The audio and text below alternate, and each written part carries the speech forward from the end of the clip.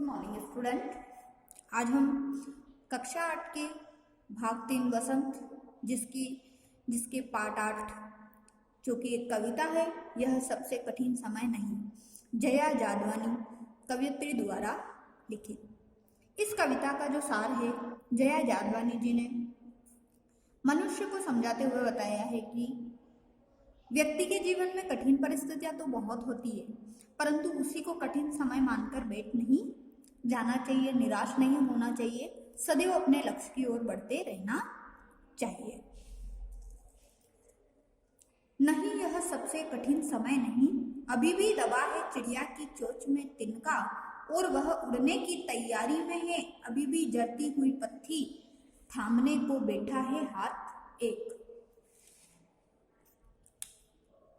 तो जरती मतलब गिरती हुई, और कठिन मतलब मुश्किल, फिर थामना मतलब सहारा देना, ये इसके मुख्य शब्दार्थ है।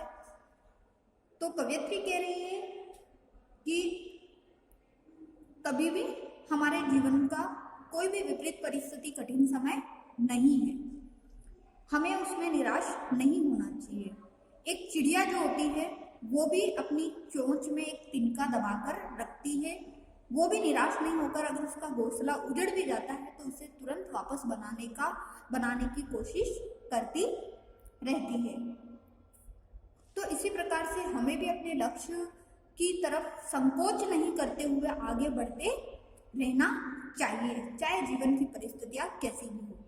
और वह भी उड़ने की तैयारी में है, अर्थात चिड़िया भी अपने लक्ष्य की ओर आगे बढ़ने की तैयारी में है, अभी भी झड़ती हुई पत्ती थामने को बैठा है हाथ एक।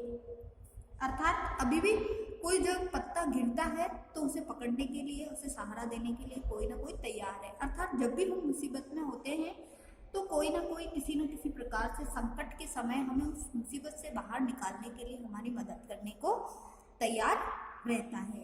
तो इसी प्रकार से कवयित्री कह रही है कि हमें भी कठिन समय में निराश नहीं होना चाहिए और अपने लक्ष्य की ओर बढ़ते रहना चाहिए। अभी भी भीड़ है स्टेशन पर, अभी भी एक रेलगाड़ी जाती है गंतव्य तक, जहाँ कोई कर रहा होगा प्रतीक्षा, अभी भी कहता है कोई किसी को जल्दी आ जाओ कि अब सूरज डूबने का वक्त हो गया।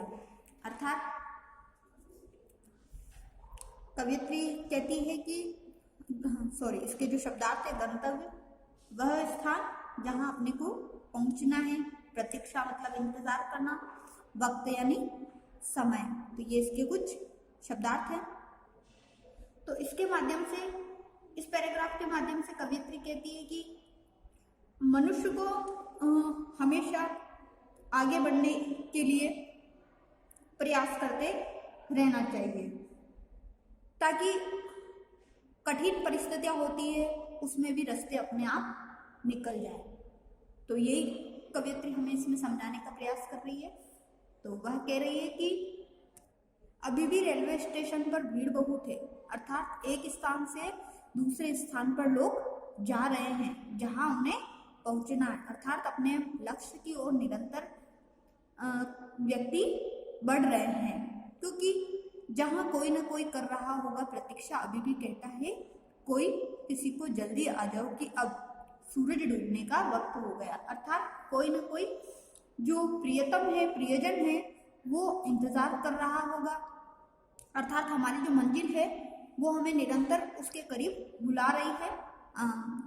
क्योंकि फिर क्या होता है, वो समय निकलता जा रहा है। तो शाम के वक्त क्या हो रहा है, सूरज ढलने का जो समय हो जाता है, तो जो हमारी मंजिल है वो हमें निरंतर प्रयास करने के लिए कहती रहती है कि ये समय दोबारा नहीं आएगा, चाहे कठिन समय भी है तो भी तुम धीरे धीरे मेहनत करते हुए आगे बढ़ते रहो। तो उस प्रकार से इसमें क्या होता है कि एक दूसरे के सुख दुख का ध्यान रखे। कवयित्री हमें कहती है कि एक दूसरे का सुख दुख का हमें ध्यान रखते हुए आगे बढ़ते रहना चाहिए और मनुष्य को सदैव आशावादी बना रहना चाहिए।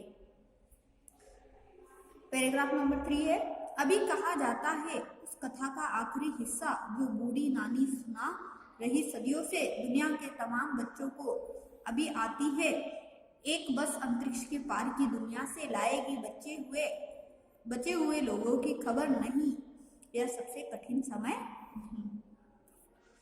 तो इसमें जो कवियत्री इस पैराग्राफ का जो सार बता रही है, कवियत्री कह रही है जया जादवानी कि जो काल्पनिक कथाएं हैं, कहानियां हैं, उनका तर्क देते हुए भी वो हमें सदैव आशावादी बने हुए अपने लक्ष्य के प्रति निरंतर बढ़ते हुए का संदेश दे रही है।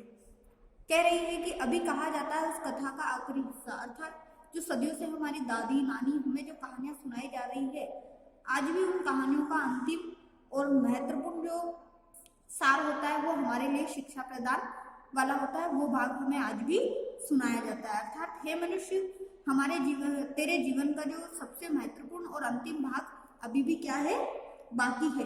दुनिया के तमाम बच्चों को अभी आती है एक बस, और जो अब तुझे निराश होने के लिए आवश्यकता नहीं है। यानी कि आज भी हमारे जीवन में चाहे कितनी भी परिस्थितियां कठिन हैं, परंतु फिर भी कहीं ना कहीं कुछ न कुछ ऐसा मौका होता है जो हमें फिर से उस संकट से उभार लाता है, अर्थात उस संकट को बुलाकर आगे बढ़ने की सलाह देता है। अंतरिक्ष के पार की दुनिया से लाएगी बचे हुए लोगों की खबर नहीं, यह सबसे कठिन समय नहीं।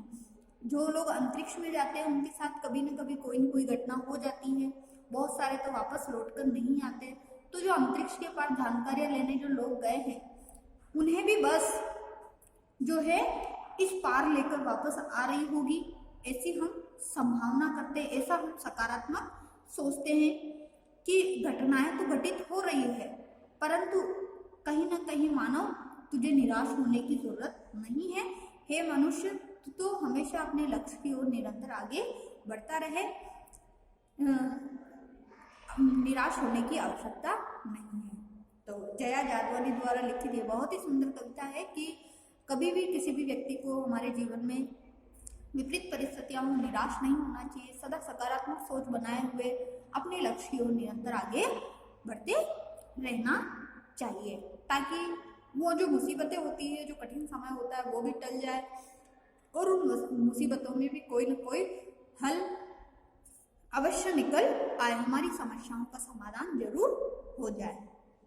तो आज की जो ये कविता है, यह सबसे कठिन समय नहीं। इस कविता को आप ध्यानपूर्वक पढ़िए और जो अर्थ मैंने बताया है उसको आप लिखने का प्रयास कीजिए। ठीक है, थैंक यू।